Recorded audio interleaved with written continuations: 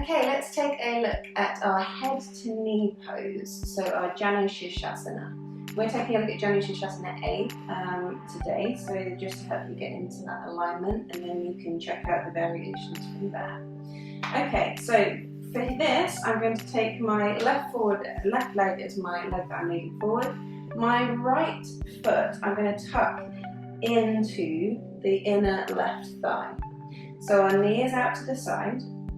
Our left leg is nicely engaged, and we're doing that by pulling the big toe towards us. So doing that, dorsiflexing this foot gets all these muscles nicely turned on, and that's what we're looking for. If this is uncomfortable, where your knee is sort of hanging out, you can, if you have a block or something to prop underneath the leg, take a block and chuck it under there. And that can give us a little bit more support. It might feel a little bit nicer, but give it a go. And from there, we're going to raise the arms up, and then we're going to twist the body towards that extended leg. And from here, we'll fold forward, and as we did in our Paschimottanasana, our forward fold, we're leading with the chest again. So leading with the chest, we're coming forward, so our head is being sent towards our knee. Again, if this doesn't feel right for you, you can take a bend in this knee. And it might mean that you get a little bit more forward fold, you get more engagement in that leg, but always make sure that this big toe is pulling up towards you.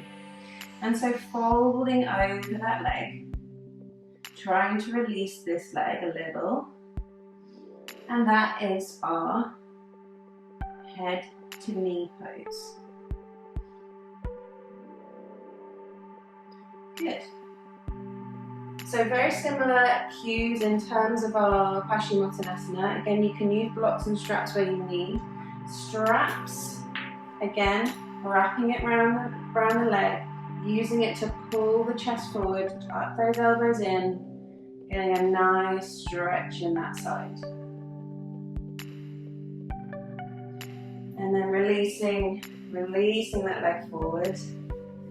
And that is our Janu Sirsasana. If you've got any questions, drop me a comment.